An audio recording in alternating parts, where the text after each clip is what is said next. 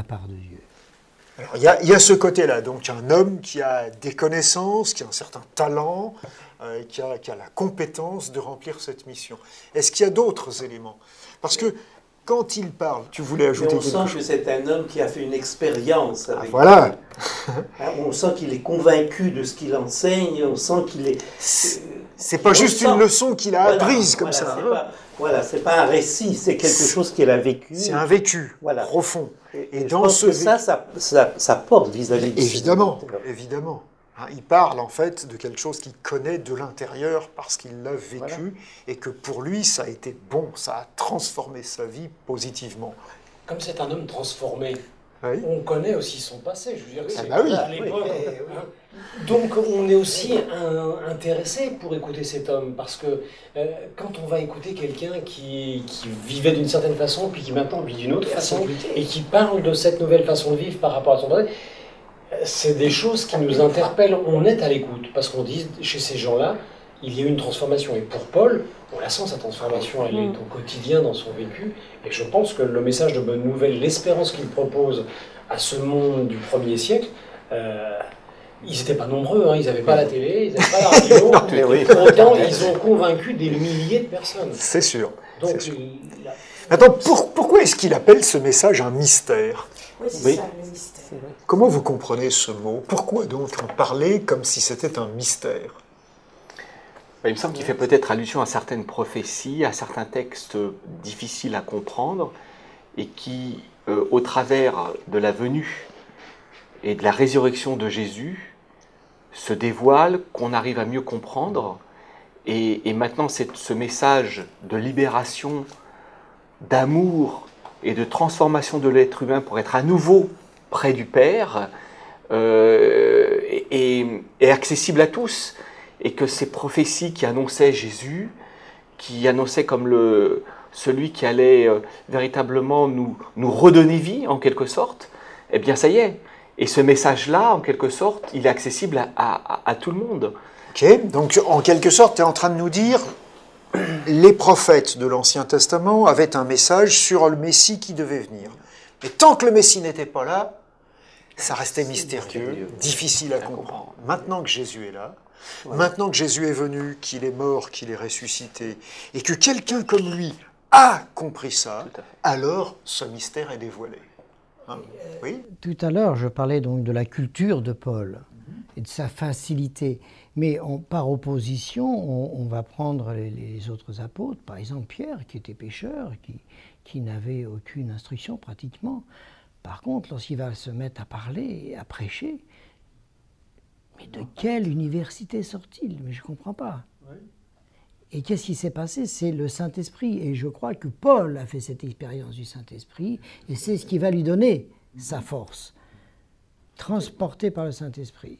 Alors, moi, il y a une dernière chose que j'aimerais vous demander. Comment vous comprenez cet objectif qu'il présente là, à la fin de ce paragraphe, à la fin du verset 26, où il va dire, en fait, tout ça, c'était pour amener tous les peuples à ce qui est traduit par l'obéissance de la foi dans certaines versions.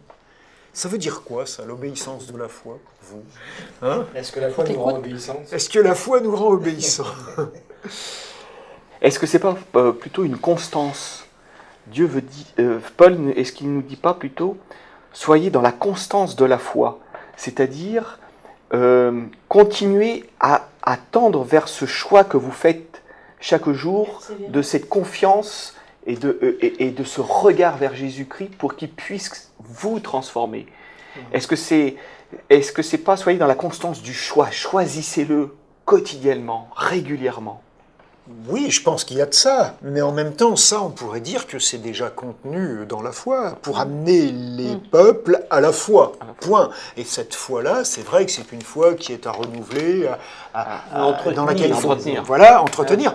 Mais il va plus loin en disant obéissance. Ah, voilà, entretenir par l'obéissance aussi à la volonté de Dieu. Voilà, c'est-à-dire que quand, par la foi, tu crois que Dieu te conduit, tu marches. Si tu marches pas, je veux dire, c'est comme si tu n'y croyais pas, finalement. C'est pas un texte biblique qui dit la foi me rend obéissant ou la foi rend obéissant. Ben, c'est ce texte-là qui dit ça, justement. C'est ce texte-là Je crois que ça devient une conséquence. L'obéissance n'est pas un préalable à la foi. C'est pas une condition. C'est pas une condition. C'est pas quelque chose que je dois réaliser et obtenir pour Tu avoir la obéis, foi. donc tu as la foi. Voilà. Non, ça marche pas. C'est plutôt la foi. C'est la foi qui me rend obéissant. Ok. Je crois qu'on est plus clair dans ce sens-là, Daniel. Comment puis-je avoir la foi? Comment tu peux avoir la foi? Est-ce que c'est quelque chose d'intellectuel? Est-ce que par les études que je vais faire, je vais avoir la foi? Moi, je crois que c'est un don gratuit de Dieu. Alors, la foi est aussi présentée dans la Bible comme un don, comme un cadeau, comme une grâce. Exactement, c'est Dieu qui nous donne cette foi, cette grâce. Et s'il nous la donne, eh bien, il est normal apparemment qu'on y obéisse. Ok. Donc voilà, c'est d'ailleurs la dernière, on pourrait dire, c'est la dernière phrase d'enseignement que Dieu donne, parce que la phrase qui suit est une phrase qui est simplement un appel à rendre gloire à Dieu, parce que Dieu est le seul qui possède la sagesse, et qu'il faut rendre gloire à Jésus-Christ et le faire pour toujours. Et c'est de cette façon-là que l'apôtre Paul conclut. En quelque sorte, il est en train de nous dire, je vous ai écrit cette lettre, pour que dans votre vie, il y ait une personne qui soit honorée avant tout autre. Cette personne, c'est Jésus-Christ. Mais si vous comprenez bien Jésus-Christ, c'est Dieu lui-même, toute la gloire de ce personnage de qui relève non seulement la vie, mais aussi la sagesse, l'intelligence, la compréhension. Eh bien, c'est à ce personnage-là que nous devons rendre gloire. Et je pense que c'est une des raisons pour lesquelles cette lettre est lue, relue à travers l'histoire, par les chrétiens, par les non-chrétiens, et qu'elle a un tel impact. Rappelons-nous, l'épître, la lettre de Paul aux Romains est la lettre qui a provoqué le plus de réformes dans l'histoire de ces 20 siècles de christianisme. Donc voilà, c'est quelque chose qui conclut, me semble-t-il, tout ce trimestre qu'on a pu vivre les uns et les autres à relire cette lettre. Et je ne peux qu'encourager ceux qui nous regardent à travers Internet, dans ces cassettes, eh bien, à prendre le temps, dans ces vidéos, à prendre le temps de lire cette lettre aux Romains. Voilà, merci beaucoup. Merci. Et sans Merci la prochaine fois.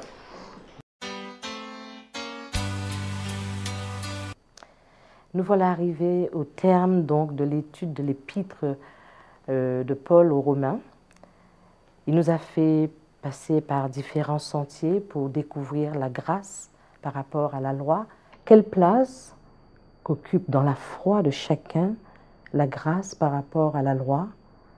Et il nous a montré de façon assez claire, dans beaucoup de versets, que l'un n'annule pas l'autre.